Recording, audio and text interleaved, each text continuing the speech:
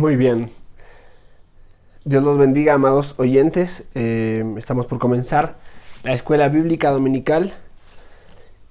Continuando con el estudio que estamos llevando en la Confesión Bautista de Londres de 1689.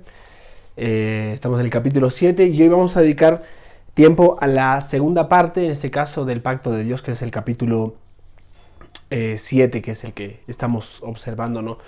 Si no me equivoco, técnicamente estamos en la clase número 17. Tal vez hay algunas introducciones que no las estoy contando porque debería contarlas, pero bueno, tendríamos unas 20 clases aproximadamente y no sabemos cuántas más tardaremos. Nuestro deseo es poder avanzar cuidadosamente, avanzar bien sobre el estudio de la confesión, un estudio breve. En otro momento dedicar series completas a cada uno de los capítulos o temas particulares que tratan, ¿no? Tengo mis notas listas, la Biblia está aquí, vamos a orar y vamos a comenzar con la clase de hoy. Oremos.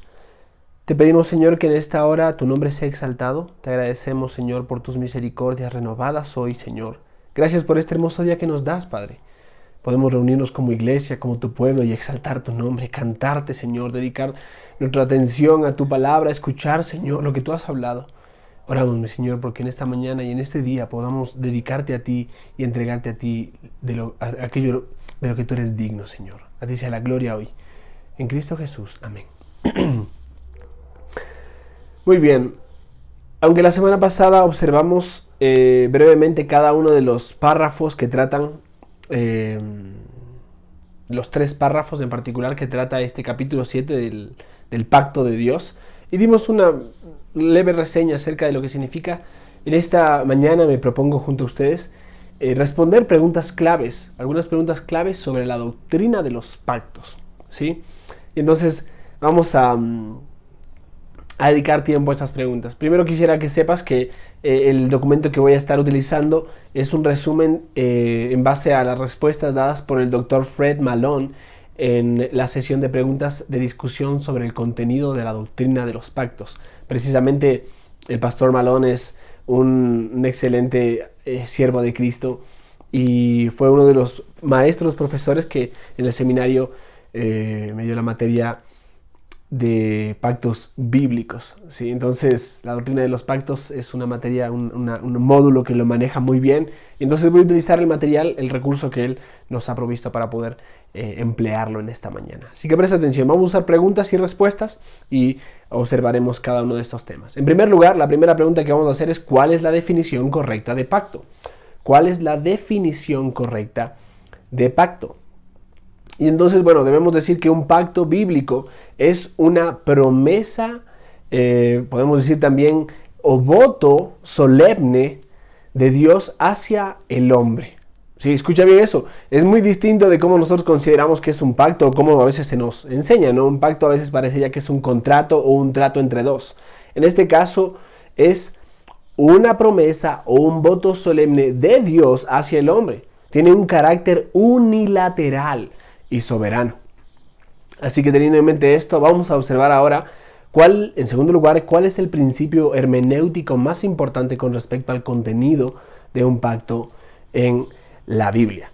Entonces, creo que el principio hermenéutico, como ya hemos observado en la confesión, en el capítulo 1, en lo que fue el estudio del capítulo 1, es que el contenido de un pacto no debe ser definido por inferencias o buenas y necesarias consecuencias, o, por así decirlo, deducciones o suposiciones, sino por la revelación de Dios concerniente a ese pacto en particular, cómo Dios lo ha revelado en su contexto y cómo éste va desarrollándose en la historia de la redención y cómo cada uno de estos tiene una relación particular desde su base, ¿no? Como ya hemos observado, el pacto eterno de redención, el pacto de obras y el pacto de gracia, como los conocemos, ¿no? Luego tenemos cada uno de los pactos que Dios hace en diferentes circunstancias, en este caso con Noé, con Abraham, con Moisés, con David, ¿no es cierto?, diferentes, y entonces viene el nuevo pacto, pero es lo que vamos a estar observando un poco en esta hora.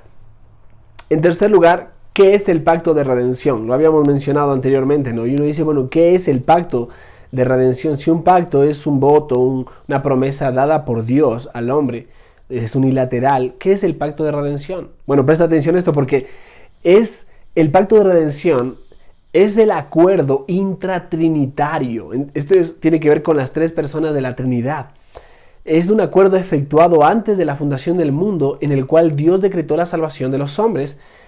Es este acuerdo, realmente en este acuerdo, el Padre escogió por gracia a hombres de la humanidad caída de Adán para darles salvación, como dice Efesios 1:4, habiéndonos predestinado antes de la fundación del mundo. Él nos escogió antes de la fundación del mundo. El Padre lo hizo.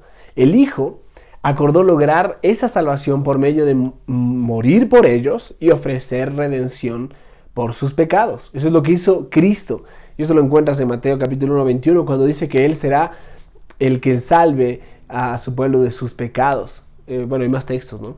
Pero también el Espíritu Santo, recordemos, es el Padre, el Hijo y el Espíritu Santo quienes sobran, y que antes del tiempo, antes de la materia, antes del espacio, antes de todo, ellos hicieron un pacto eterno de redención. Y el Espíritu Santo acordó aplicar los beneficios del sacrificio de Cristo en aquellos que por los que el Hijo vino a morir, evidentemente, ¿no? Esto lo encuentras en Romanos capítulo 8, en Efesios capítulo 2, especialmente del verso 1 al 9. Este es el pacto de redención. Vuelvo a repetir, un acuerdo intratrinitario antes del tiempo, en la eternidad. En cuarto lugar, la pregunta es, ¿cuál es la relación entre el pacto de redención y el pacto de gracia? ¿Cuál es la relación? Recuerda, ya sabemos que es el pacto de redención, pero ¿cuál es la relación de este con el pacto de gracia? El pacto que vemos desplegarse en el Antiguo Testamento y un cumplimiento magistral en el Nuevo. Bueno, el pacto de gracia es la ejecución en el tiempo o en la historia del pacto de la redención. O sea, el pacto de la redención es el pacto que pasa antes del tiempo, pero el pacto de gracia pasa en el tiempo, sucede en el tiempo. El pacto de gracia se revela por primera vez en la promesa que Dios hace allí en Génesis capítulo 3, verso 15, de que vendría un redentor, aquel que sería la simiente de la mujer. Mira esas palabras, y ese texto es conocido como el protoevangelium, o el primer evangelio, o el primer destello de lo que el evangelio llegaría a ser, ¿no? Sabes, el pacto de gracia es revelado de manera progresiva en el Antiguo Testamento por medio de los pactos de la promesa, los cuales fueron establecidos como una reconfirmación de la promesa que Dios había hecho al principio, allí en Génesis 3:15. El pacto de gracia es revelado en su máximo esplendor en el Nuevo Testamento por medio de Jesucristo y la institución de su nuevo pacto, evidentemente. Aunque es correcto decir que el nuevo pacto es, en un sentido, el pacto de gracia, nunca debemos olvidar que el pacto de gracia no se reveló, llegó recién con el nuevo pacto, sino que fue revelado sobre la tierra desde el principio en la promesa de un Salvador que vendría allí en Génesis 3:15. Bueno, esto es afirmado a través de los pactos del Antiguo Testamento y revelado en su esplendor en el nuevo pacto, ¿no? Otra pregunta, en quinto lugar, es ¿en qué consiste el pacto de obras? Si yo les mencioné la semana pasada, ¿no? El pacto eterno de redención, el pacto de obras y el pacto de gracia. Y uno dice, ¿cuál es el asunto acá? Bueno, el pacto de obras, escucha bien, consistió en una soberana determinación de parte de Dios en la cual le prometió a Adán, y recuerda, eso es una soberana determinación, porque en gran manera tiene que ver con el hecho de que Dios voluntariamente, por así decirlo, fue condescendiente con las criaturas, no debiéndoles nada, Él obró para su bien. Entonces Él prometió a Adán un estado de bendición mayor al que tenía cuando fue creado. Si Adán obedecía la orden que había recibido, obviamente él recibía esas bendiciones, pero vendría también un estado de muerte y consecuencias eternas si Adán desobedecía. Este pacto fue hecho con Adán como representante de toda la raza humana. Entonces, por causa de la desobediencia, evidentemente lo sabemos, la de Adán, todos los hombres cayeron bajo el juicio de Dios. Con esto en mente vamos a la sexta pregunta. Vamos a avanzar pronto. Hoy tenemos el desarrollo de preguntas y respuestas y nuestro deseo es poder tener un tiempo corto en esto para, si Dios lo permite, la semana que viene poder avanzar con el capítulo acerca de Cristo el mediador de un nuevo y un mejor pacto. Bueno, en sexto lugar, ¿por qué es tan importante esta frase que se encuentra en Efesios capítulo 2, verso 12? Hay una frase en Efesios capítulo 2, verso 12 que es muy, muy importante. Y entonces vamos a ver por qué es importante. ¿Sabes? Esta frase dice los pactos de la promesa. Interesante, ¿no? ¿Qué significa eso? Los pactos de la promesa. ¿Cuál es el asunto con esto? Bueno, la discusión es que si Efesios capítulo 2, verso 12 debe leerse así: los pactos de promesa o los pactos de la promesa. Bueno, nosotros creemos que el entendimiento correcto es el segundo. Pues los pactos no fueron simplemente pactos con promesas aisladas, sino pactos dados en conexión con la promesa bendita, la cual funcionó como un hilo conector de la forma en la que Dios se relacionó con el hombre a lo largo de la historia. Es un hilo conector, ¿no es cierto? La promesa, aquella promesa de Génesis 3:15 viene reafirmándose y restableciéndose y manifestándose a través de cada uno de los pactos que Dios hace en el Antiguo Testamento. Los pactos fueron dados como una reconfirmación de que Dios cumpliría la promesa que hizo en el principio. Otra pregunta es, en séptimo lugar, ¿cuál es la importancia del pacto con Noé? Bueno, ahora entramos ya a observar aquí algunos pactos, ¿no? Y entonces la pregunta que podemos hacernos es, ¿cuál es la importancia del pacto con Noé? Bueno, por medio de este pacto, Dios reafirmó que Él cumpliría la promesa que había hecho con respecto a la simiente de la mujer. Aun cuando el mundo se había corrompido terriblemente, Dios salva a Noé y a su familia porque Él es fiel a sus promesas. No había nada que pudiera evitar que Dios cumpla su promesa. Aún el juicio tremendo que Él desplegó tuvo misericordia y salva en este caso a Noé, ¿no? Y este pacto también que manifiesta, que revela allí. En octavo lugar, ahora, ¿en qué consiste el pacto de Dios con Abraham? Sí, porque de Noé después viene Abraham en línea sanguínea, ¿no? Bueno, el pacto de Dios con Abraham consistió en que la promesa de que él sería padre de una multitud de gente, sería padre de muchas naciones, la cual poseería la tierra de Canaán, esta descendencia. Esta promesa fue revelada progresivamente a Abraham con más detalle a lo largo de su vida. Lo más importante de esta promesa es que el Señor le dijo que su simiente sería bendita por todas, benditas. Bueno, permíteme repetirlo. El Señor le dijo que en la simiente de Abraham serían benditas todas las naciones de la tierra. Eso es lo que quería decir. Lo cual fue reconfirmado en la promesa de Génesis 3:15. El hijo prometido vendría de Eva, pero ahora de manera más específica Dios prometía que sería hijo de Abraham. Entonces sabemos que obviamente la simiente de la mujer iba a aplastar a aquel enemigo de nuestras almas, pero no sabíamos de dónde vendría. Y ahora ya sabemos que es en este caso de Abraham.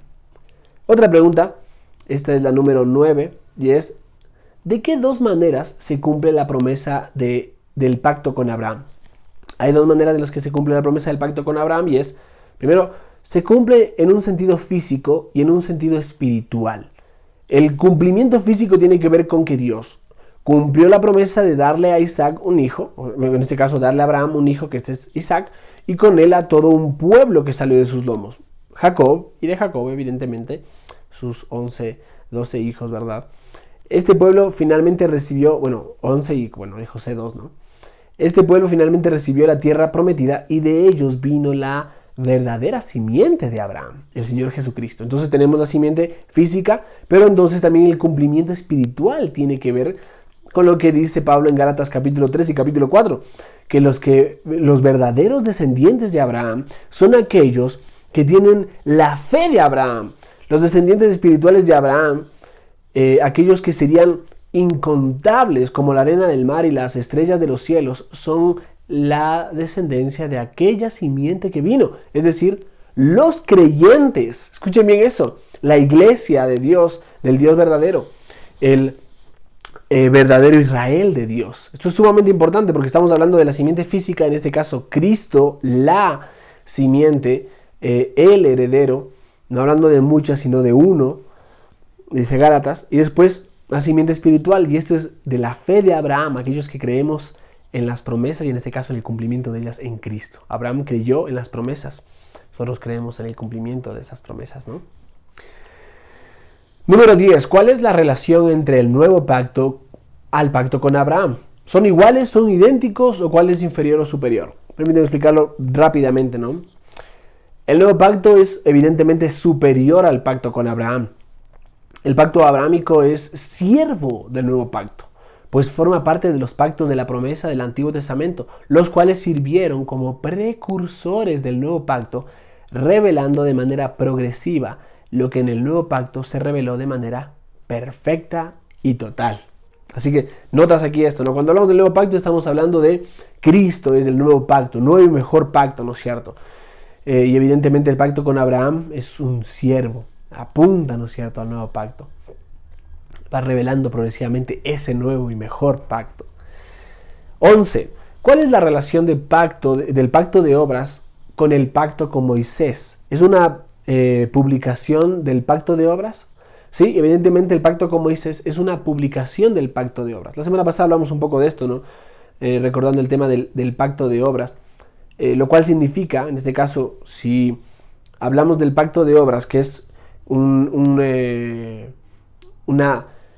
disposición voluntaria de parte de Dios a bendecir al hombre si él cumplía o le obedecía. En este caso, cuando Dios le da la ley a Moisés, es una publicación de aquel pacto que hizo con Adán, lo cual significa que en el pacto mosaico se proclamó la condenación de los hombres bajo el pacto de Adán, que Adán quebrantó en el Edén, y al mismo tiempo se codificó, simplemente se puso por escrito la ley moral de Dios, el estándar de perfección que Dios demanda del hombre, la cual fue escrita en el corazón de Adán el día de su resurrección. Bueno, es importante tener esto en mente porque a veces pasamos por alto, ¿no? Y mucha gente piensa que la salvación es por obras. Justamente la siguiente pregunta tiene que ver con esto, pero no es por obras. Y la ley que Dios da no es para salvación, no ese es el propósito de la ley dada. Gálatas dice que es un ayo, es una guía, pero no es para la salvación, al contrario, es para manifestar aquella ley que fue desfigurada en nuestros corazones, la ley escrita en nuestros corazones, que Adán tenía, y por la cual aún un ejemplo de esto es Caín, ¿no? Cuando él mata a su hermano, que era una transgresión de la ley de Dios, no matarás, él dice, bueno, ahora voy por la tierra y alguien más me puede matar, y entonces ahí tienes una luz acerca de cómo ya estaba esta ley en el corazón, ¿no? Número 12. ¿Por qué decimos que el pacto con Moisés es una codificación de la ley original de Dios? Bueno, lo mencionamos hace un momento, ¿no? ¿Sabes? El pacto con Moisés trajo consigo leyes de parte de Dios que servían para regular al pueblo de Abraham. Ese es el pacto con Moisés. Leyes que servían para regular al pueblo de Abraham, dándoles una identidad y haciendo de ellos un verdadero candelero en medio de las tinieblas del mundo. ¿Notas aquí la sombra de lo que vendría a ser la iglesia? La ley legítimamente se puede dividir en tres partes. La primera es la ley moral de Dios, la cual es el reflejo de la santidad de Dios y el estándar de la pureza moral y espiritual que el Señor demandaba de su ley. Esta ley moral se encuentra en lo que nosotros conocemos o llamamos los 10 mandamientos. Sin embargo, en segundo lugar está la ley ceremonial. Y esto es la aplicación de esa ley moral de Dios en lo tocante a la adoración de su bendito nombre y la forma en cómo los hombres pecadores podrían tener comunión con Él por medio de sacrificios detalladamente revelados y establecidos por Dios mismo. Esto corresponde a la expresión de los primeros 4 mandamientos de la ley moral. ¿Recuerda los 10 mandamientos? Bueno, los primeros 4. En este caso, en tercer lugar, la ley civil, la cual es la aplicación de la ley moral de Dios en lo tocante a la relación con el prójimo, establecida por medio de las leyes de conducta en sociedad y el castigo justo por la violación de ellas. Notas, la primera tabla de la ley, lo que tiene que ver con amar a Dios. La segunda tabla de la ley, lo que tiene que ver con amar a nuestro prójimo. La primera, con la adoración a nuestro Dios. La segunda, con nuestra relación con el prójimo, ¿no? Cuando Dios creó a Adán y a Eva en el principio, los creó a su imagen y semejanza. Esto ya lo observamos. Lo cual incluye la integridad o rectitud moral que ellos tenían originalmente. Esa integridad fue producto de la ley moral de Dios escrita en sus corazones. Esa ley, que era un entendimiento de lo que está bien y lo que está mal, fue revelado en la ley del pacto con Moisés en forma de 10 mandamientos. Este es el decálogo, también conocido así. Es expandido en forma de mandamientos específicos para Israel en leyes ceremoniales y leyes civiles. Esta es la razón por la que podemos decir que la ley de Moisés es la codificación de la ley moral de Dios, aquella ley que fue escrita en nuestros corazones, como dice Romanos capítulo 2, puedes observarlo, ¿no? Número 13, en este caso, ¿por qué sabemos que el pacto con Moisés nunca fue dado como una forma de salvación? ¿Recuerdas que mencioné esto hace un momento?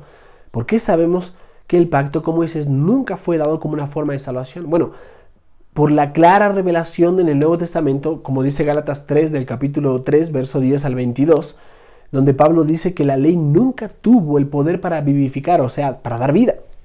Pues la salvación siempre ha sido por medio de la fe. Lejos de ser una condición a la salvación por fe, la ley sirvió al propósito de la promesa, siendo como una guía, un ayo para llevarnos a Cristo. Para que al publicar nuestra maldad al publicar nuestra maldad y demostrarnos nuestra incapacidad de cumplirla, podamos mirar por la fe a aquel que un día vendría a redimirnos de ella. Gálatas, específicamente el verso 21-23 del capítulo 21 al 22 del capítulo 3 dice: ¿luego la ley es contraria a las promesas de Dios? En ninguna manera, porque si la ley dada pudiera vivificar, la justicia fuera verdaderamente por la ley, o sea, podríamos salvarnos por la ley, pero no puede vivificar. Mas la Escritura lo encerró todo bajo pecado, para que la promesa que es por la fe en Jesucristo fuese dada a los creyentes. Bueno, evidentemente concluimos que no se puede salvar nadie por obedecer la ley, ¿no es cierto? Todo aquel que haga vivirá por ella, dice, no, hablando de la ley. Y entonces, o aquel que trata de cumplir toda la ley, pero infringe un punto, se hace culpable de toda la ley, dice, ¿no? Evidentemente la salvación no es por obedecer la ley. La santificación sí, podemos vivir en santidad al obedecerla. Por eso, mira, en número 14, ¿por qué enseñamos que los 10 mandamientos siguen siendo la ley de Dios para todos los hombres? Para todos. Absolutamente toda la humanidad debería obedecer los 10 mandamientos. Hemos afirmado que el contenido de cada pacto, evidentemente, debe ser determinado por la revelación concerniente a dicho pacto. O sea, lo que está en torno a ese pacto revelado es lo que ese pacto contiene, y no por inferencias extraídas de otro pacto o por lógica, deducciones solamente, sino por lo que el texto claramente manifiesta, ¿no? Entonces, por lo tanto, la respuesta a esta pregunta que acabamos de hacer debe ser dada haciendo otra pregunta. ¿Qué es lo que enseña el Nuevo Testamento con respecto a la ley moral de Dios o los 10 mandamientos? La pregunta es: ¿enseña el Nuevo Testamento que los creyentes del Nuevo Pacto están bajo la ley moral de Dios? La respuesta es un rotundo sí. En el Nuevo Testamento vemos en primer lugar a nuestro Señor Jesucristo enseñando cómo cumplir verdaderamente los 10 mandamientos. Tú puedes leer el Sermón del Monte y encuentras a Cristo manifestando varios de los mandamientos que Él está expresándolos allí. Entonces nos está enseñando los 10 mandamientos. En segundo lugar, los 10 mandamientos también son utilizados por los apóstoles al explicar cuál es la ley por la cual Dios juzgará a todos los hombres. Y esto lo ves en Romanos, específicamente capítulo 2, verso 14 al 16, verso 21 al 23, capítulo 3, verso 19 al 20 y verso 31. ¿Cuál es la ley bajo la cual juzgará Dios? Su ley escrita, tanto en nuestros corazones como su ley moral escrita o inscrita en las Escrituras, los 10 mandamientos. Para aplicar, en este caso, para aplicar la lucha del creyente con el pecado, llaman a la ley. Romanos 7 dice: esta es santa, es justa, es buena, en contraste con el pecador, ¿no? Para definir qué es lo que significa amar a los hermanos en Cristo, en Romanos 13, 8 al 10, dice: el que ama a su hermano ha cumplido la ley. Lo que verdaderamente ama a su hermano y manifiesta está cumpliendo la ley. Pero también, en tercer lugar, al enseñar los mandamientos que el Señor les dio a sus discípulos, es parte de la gran comisión de la iglesia. Tú ves en Mateo capítulo 28, verso 18 al 20, que Cristo dijo: enséñeles que guarden todas las cosas que les he mandado. Son órdenes claramente establecidas. Todos estos argumentos son suficientes para proclamar la ley moral de Dios como una ley vigente que gobierna sobre todos los hombres, incluyendo a los creyentes. Pero también, sin embargo, ya finalizando esta pregunta, sumando a todo esto está el maravilloso cumplimiento de que Dios escribiría la ley en el corazón de los creyentes. Como dice Jeremías capítulo 31, verso 31 al 34, es el nuevo pacto, ¿no? Y su cumplimiento se encuentra allí en Hebreos capítulo 8, verso 8 al 12. Esa ley, como la hemos observado, como la hemos visto, es la ley moral de Dios, la cual fue escrita originalmente en el corazón de Adán, publicada en la ley de Moisés y escrita en el corazón de los creyentes, de tal manera que ahora ellos la aman y tienen el poder para cumplirla. Lejos de Cristo, la ley es pesada, arcaica, molesta, algunos dicen hasta es mala, pero bueno, eso es un error, ¿no? Pensar de esa manera. Pero en Cristo la ley se puede cumplir. Por eso Juan dice: les escribo un mandamiento antiguo y es un mandamiento nuevo, dice él. Amar. Podemos amar realmente a Dios y amar a nuestro prójimo en el nuevo pacto, al ser parte del nuevo pacto, al estar en Cristo. Es antiguo, se ha dado hace tiempo atrás. Es un mandamiento que era pesado para muchos, difícil de seguir, pero por la gracia de Cristo ahora podemos amar. Número 15, ¿en qué consiste o en qué consistió la promesa de Dios a David? ¿En qué consiste la promesa de Dios a David? Bueno, Dios le prometió a David un rey que vendría de un linaje, el cual tendría un reino eterno. Esta promesa es la que tiene mayor preeminencia en los escritos de los profetas. El hijo de David es la confirmación de la promesa que Dios había hecho a aquel hijo de Abraham que vendría, y el cumplimiento de aquella... Bueno, déjame repetir de esto, pero el hijo de David es la confirmación de la promesa que Dios le había hecho de aquel hijo de Abraham que vendría, y del cumplimiento de aquella simiente de la mujer que traería redención a la raza caída de Adán. Y el hijo de David era el hijo que fue prometido desde el principio. Número 16, según nuestro Señor Jesucristo y los apóstoles, ¿en qué consiste el reino de Jesucristo, el hijo de David? El reino eterno, ¿no? ¿En qué consiste su reino? Bueno, y hay muchas parábolas en las escrituras y mucho tema para hablar de esto, pero permíteme responder esta pregunta. Según nuestro Señor y los apóstoles, el reino del hijo de David consiste en el gobierno de Dios sobre los corazones de los hombres, los cuales han entrado en él, evidentemente, por medio del arrepentimiento y la fe. Son parte de este reino aquellos que se han arrepentido y han creído, como dice Mateo capítulo 4, verso 12 al 17. Este reino ya está entre los hombres y su cumplimiento es mucho más grande que las expectativas terrenales que tenían los judíos, pues este reino es espiritual, como dice Lucas 1:30 al 33, Marcos 1:14 y 15, Mateo 6, verso 31 al 33. ¿Sabes? El reino ya está en la tierra, está en medio de su pueblo. Número 17. ¿Quiénes son los miembros del nuevo pacto? Y entonces eso es sumamente importante tener en mente, ¿no? Esta palabra miembro se encuentra en la Biblia. Muchos dicen que la membresía es algo que se le impuso a la iglesia, pero la membresía es sumamente importante, se encuentra en la Biblia. Y este tema del nuevo pacto es la razón por la cual es importante y valiosa una membresía bíblica en la iglesia. Jeremías 31, verso 31 al 34, dice que aquellos que participan del nuevo pacto han recibido la bendición de conocer a Dios de manera personal, y por esta razón no tienen necesidad de que nadie les enseñe sobre Dios. Ellos han recibido el perdón de sus pecados y la ley ha sido escrita en sus corazones. Por lo tanto, los bautistas particulares, los bautistas reformados, enseñamos que esa descripción solo coincide con aquellos que han sido regenerados por el Señor y gracias a ese milagro de la gracia de Dios han venido al Señor en arrepentimiento y fe. En otras palabras, los bautistas creemos que solamente los creyentes son miembros del nuevo pacto. ¿Notan la importancia de esto? No es que para ser miembro de la iglesia tienes que bautizarte solamente, no. Evidenciar frutos de haber nacido de nuevo realmente y manifestar esos frutos de un hijo del nuevo pacto, ¿no es cierto? En este caso. Número 18, ¿cuáles son las bendiciones del nuevo pacto? Son 3 las bendiciones del nuevo pacto. La primera es las escrituras la escritura, de la ley en el corazón, un conocimiento personal salvífico de Dios, el perdón de los pecados. ¿Notas eso? 3.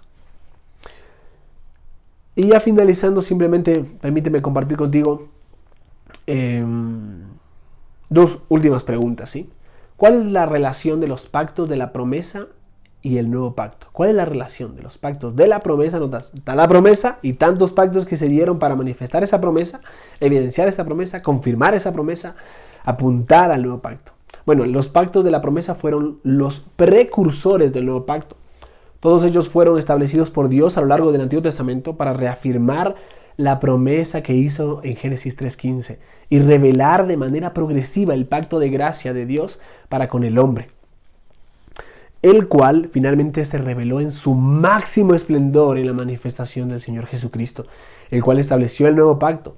Los pactos del Antiguo Testamento son los pactos de la promesa. El Nuevo Testamento es el cumplimiento de la promesa. La última pregunta es: ¿cuál es la relación entre el pacto de gracia y el nuevo pacto? Bueno, el nuevo pacto es la máxima revelación del pacto de gracia, el cual fue revelado a lo largo del Antiguo Testamento por medio de la promesa de un redentor que habría de venir, reafirmado esta promesa por medio de pactos que fueron revelados progresivamente más,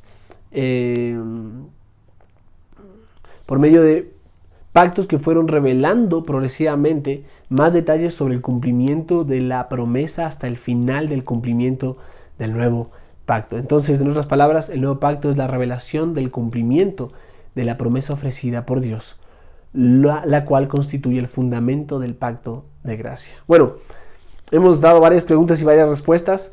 Sé que con esto no queda todo saldado, por así decirlo. Esperemos, si Dios nos concede más adelante, hacer una serie completa acerca de la doctrina de los pactos, que es tan maravillosa y tiene mucho que ver con esto que conocemos como la teología bíblica o la historia de la redención. Maravilloso, ¿sí? A Dios sea la gloria y esperemos poder dedicar este día al Señor, a la alabanza de su nombre y exaltarlo por lo que Él ha hecho a través de estos pactos, ¿no? Y esa gracia maravillosa ofrecida. Oremos. Padre, gracias por esta hora y por la oportunidad que tenemos, Señor, de poder compartir juntos tu palabra. Permítenos ahora, mi Señor, congregarnos con tu pueblo, alabarte con nuestros labios, ir ante ti, Señor, en búsqueda de gracia, buscando tu perdón, buscando tu misericordia, rogándote, Señor, que nos transformes y nos hagas como tu Hijo. Gracias por tu disposición, mi Dios, gracias por tu compromiso continuo, gracias por ofrecerte continuamente, mi Señor, a estar haciendo tu obra perfecta. Oramos, Padre, porque nosotros dispongamos también de nuestra mente y corazón para esta transformación que tú haces, Señor. Te alabamos por tus misericordias y bondades y te exaltamos porque eres digno. En el nombre de Cristo Jesús. Amén y amén. Muy bien, amados hermanos y oyentes. El Señor los bendiga. Nos vemos en el culto en un momento. Hasta pronto.